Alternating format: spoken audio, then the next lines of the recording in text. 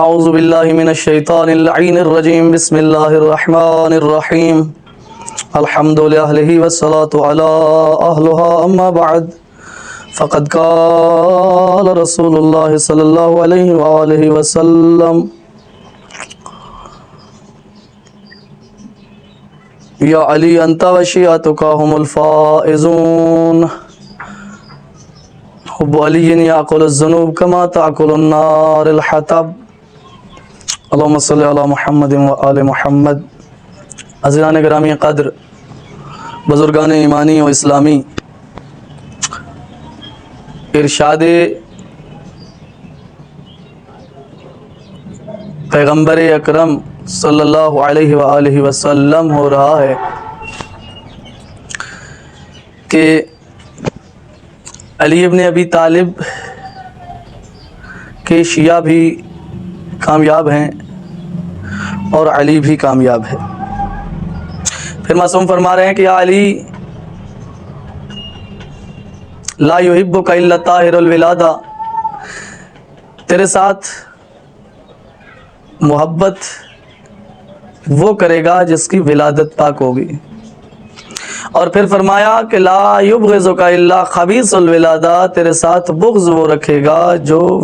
خبیث الولادہ ہوگا، جس کی پیدائش میں خباثت ہوگی۔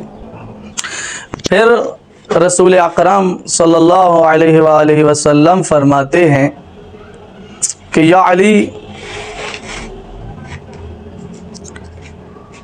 اے علی،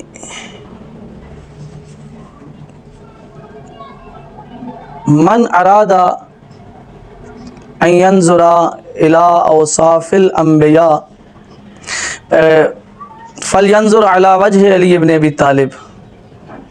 معصوم فرماتے ہیں کہ جو کبھی کسی دور میں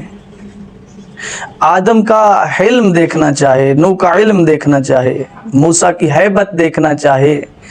عیسیٰ کا زہد و تقوی دیکھنا چاہے، بلکہ تمام انبیاء کے اوصاف دیکھنا چاہے تو فلینظر علی وجہ علی ابن ابی طالب، علی کے چہرے کی زیارت کرے، انبیاء کے اوصاف نظر آ جائیں گے۔ علی کے چہرے کو دیکھے گا آدم کا علم نظر آئے گا، علی کے چہرے کو دیکھے گا نوح کا علم نظر آئے گا، علی کے چہرے کو دیکھے گا۔ اور پھر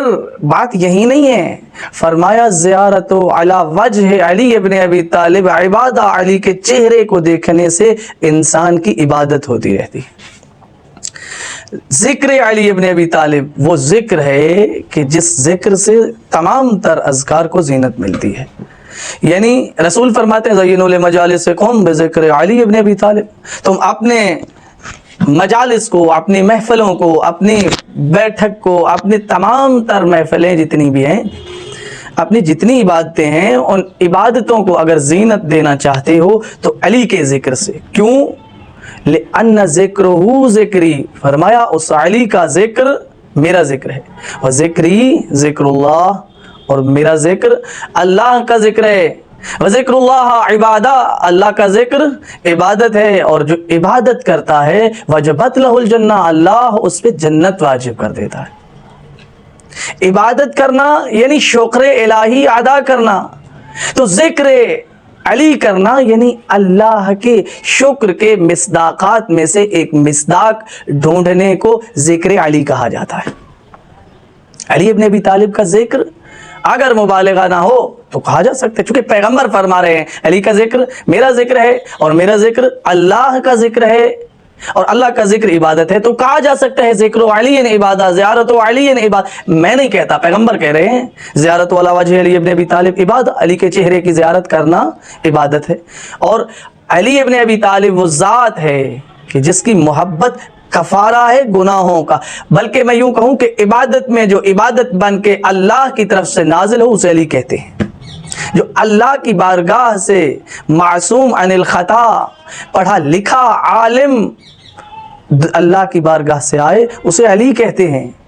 اس لیے کہ یونیورسٹی آف گاڈ کے پرنسپل کو علی کہا جاتا ہے۔ پیغمبر اکرم صلی اللہ علیہ وآلہ وسلم نے فرمایا ہے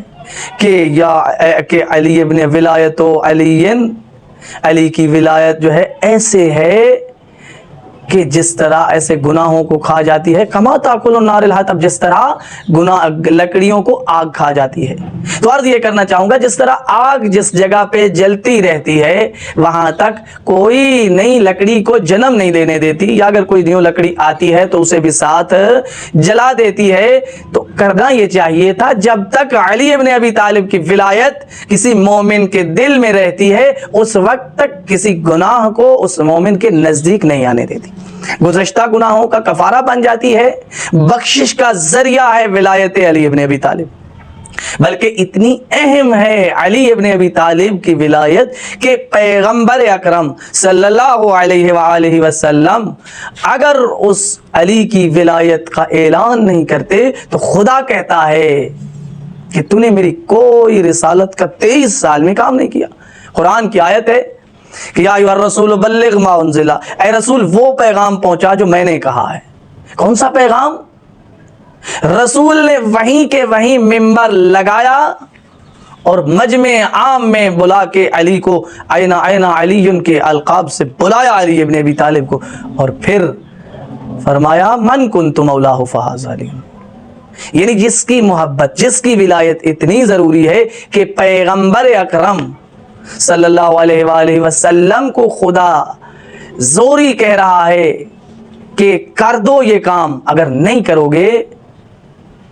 زوری سے مراد یعنی حکمن کہہ رہا ہے اگر نہیں کرو گے